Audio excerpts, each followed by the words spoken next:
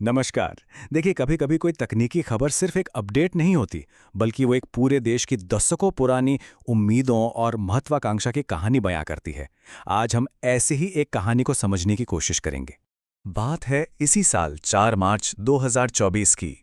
तमिलनाडु के कलपक्कम में एक ऐसा पल आया जिसका इंतजार बहुत लंबे समय से था। एक ऐसा सपना जो भारत की आज़ादी के साथ ही देखा गया था, वो जाकर अब करीब 70 साल बाद हकीकत बना है। तो हुआ क्या था? भारत के प्रोटोटाइप फास्ट ब्रीडर रिएक्टर, जैसे शॉर्ट में पीएफबीआर कहते हैं, उसने क्रिटिकलिटी हासिल कर ली। अब ये सुनने में तो बड़ा कॉम्प्लिकेटेड सा कोई साइंटिफिक टर्म लगता है ना, पर यकीन मानिए ये सिर्फ एक साइंटिफिक माइलस्टोन नहीं है। ये भारत के एनर्जी के भविष्य का पूरा नक्शा बदल सकता है। लेकिन कहानी में आगे बढ़ने से पहले ये समझना तो जरूरी है कि इस शब्द का असली मतलब क्या है। आखिर ये क्रिटिकलिटी है क्या भला? एकदम आसान शब्दों में कहें तो ये वो पॉइंट है जब न्यूक्लियर रिएक्टर के अंदर का चेन रिएक्शन सेल्फ सस्टेनिंग हो जाता है। मतलब अब उसे चालू रखने के लिए बाहर से कोई धक्का देने की जरूरत नहीं है। वो अपने दम पर एक बिल्कुल स्थिर गति से चलता रहता है, पूरी तरह से आत्मनिर्भर। इसे ना एक कार चलाने की तरह सोचकर देखिए। रिएक्टर के अंदर जो कंट्रोल रॉड्स होती हैं वो बिल्कुल ब्रेक की तरह काम करती हैं। जब रॉड्स पूरी तरह अंदर हैं तो समझिए गाड़ी यानी रिएक्शन रुका हुआ है। फिर जैसे जैसे इन रॉड्स को बाहर खींचा जाता है, मतलब ब्रेक से धीरे धीरे पैर हट रहा है और रिएक्शन की रफ्तार बढ़ रही है। और फिर एक पॉइंट आता है जब रिएक्शन अपनी एक स्थिर गति पकड़ लेता है। उसे किसी सहारे की जरूरत नहीं पड़ती। अब इस कामयाबी की पूरी अहमियत समझने के लिए हमें टाइम में थोड़ा पीछे चलना होगा, करीब 70 साल पीछे। आज़ादी के बाद के भारत में, जहां दूरदर्शी होमी जहांगीर भाभा एक बहुत बड़ी समस्या से जूझ रहे थे। देखिए, भारत के सामने ना एक बड़ी अजीब सी पहेली थी। न्यूक्लियर पावर के लिए जो सबसे आम ईंधन है यानी यूरेनियम, वो हमारे पास न के बराबर था। लेकिन एक दूसरा खजाना हमारे पास छुपा हुआ था, थोरियम, जो हमारे देश में भरपूर मात्रा में था। और जब मैं कहता हूं भरपूर, तो मेरा मतलब कोई छोटी मोटी चीज से नहीं है। पूरी दुनिया का लगभग 25% थोरियम भारत में है। सोचिए, एक चौथाई। ये एक ऐसी जबरदस्त ताकत थी जिसे बस इस्तेमाल करने का तरीका खोजना था। पर इसमें एक पेच था। थोरियम को आप सीधे उठाकर न्यूक्लियर रिएक्टर में फ्यूल की तरह इस्तेमाल नहीं कर सकते। इसे पहले एक इस्तेमाल करने लायक रूप में बदलना पड़ता है। और यहीं से भारत की अनोखी न्यूक्लियर स्ट्रैटेजी की शुरुआत हुई।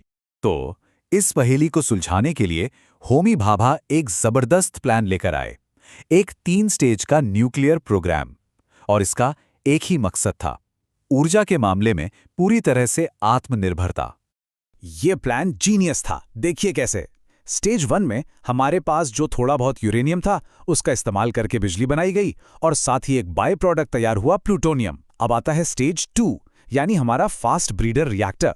ये उसी प्लूटोनियम को ईंधन की तरह इस्तेमाल करता है, बिजली बनाता है और सबसे कमाल की बात, ये जितना फ्यूल जलाता है ना, उससे ज्यादा बना देता है। इसी को ब्रीड करना कहते हैं।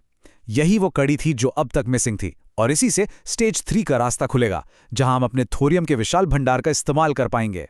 पता है भारत की ये कामयाबी और भी खास क्यों हो जाती है? क्योंकि जिस टेक्नोलॉजी पर हमने ये महारत हासिल की है, उसमें दुनिया के बड़े बड़े देश फेल हो चुके हैं। कईयों ने कोशिश की पर बात बनी नहीं। मिसाल के तौर पर जापान का मोंजू रिएक्टर एक हादसे के बाद बंद करना पड़ा। अमेरिका ने तो बेहिसाब बढ़ती लागत की वजह से अपना प्रोजेक्ट बीच में ही छोड़ दिया। और यहां तक कि फ्रांस का सुपर फिनिक्स रिएक्टर भी बंद हो गया। मतलब ये वाकई बहुत मुश्किल काम है। जरा सोचिए, इस रिएक्टर को ठंडा रखने के लिए लिक्विड सोडियम का इस्तेमाल होता है, जो हवा या पानी के कांटेक्ट में आते ही आग पकड़ सकता है। इसका ईंधन बनाना भी कोई आसान काम नहीं है। इन सारे खतरों और मुश्किलों के बावजूद भारत अपने लक्ष्य से पीछे नहीं हटा। तो अब सवाल ये है कि इस कामयाबी का भारत के एनर्जी सेक्टर के लिए मतलब क्या है? देखिए, ये सिर्फ एक कामयाब साइंटिफिक एक्सपेरिमेंट नहीं है, ये उस बड़े सपने की ओर एक बहुत मजबूत कदम है। अगर आज हम देखें तो भारत की टोटल बिजली में न्यूक्लियर एनर्जी का हिस्सा कितना है? सिर्फ 3%। ये बहुत ही कम है, खासकर एक ऐसे देश के लिए जिसे 24 घंटे भरोसेमंद बिजली चाहिए, ताकि कोयले पर हमारी निर्भरता कम हो सके। हाँ, एक बात याद रखने वाली है, क्रिटिकलिटी हासिल करना तो सफर की बस शुरुआत है। अभी कई महीनों तक इसकी टेस्टिंग चलेगी और उसके बाद ही ये रिएक्टर देश के ग्रिड को बिजली देना शुरू करेगा। और असली मकसद तो ऐसा एक नहीं बल्कि कई रिएक्टरों का एक पूरा फ्लीट तैयार करना है। और ये सब कुछ हमें वापस उसी एक सपने की तरफ ले जाता है जहां से ये सारा सफर शुरू हुआ था। होमी बाबा का सपना कि भारत अपनी ऊर्जा की जरूरतों के लिए दुनिया की तरफ न देखे बल्कि अपने पैरों पर अपने ही संसाधनों के दम पर खड़ा हो। ये कामयाबी बेशक एक बहुत बड़ा मील का पत्थर है, पर मंजिल अभी भी दूर है। तो सवाल यही है, क्या 70 साल पहले देखा गया ये सपना सच में भारत की एनर्जी की आज़ादी की चाबी बनेगा? खैर, इसका जवाब तो सिर्फ आने वाला वक्त ही बताएगा।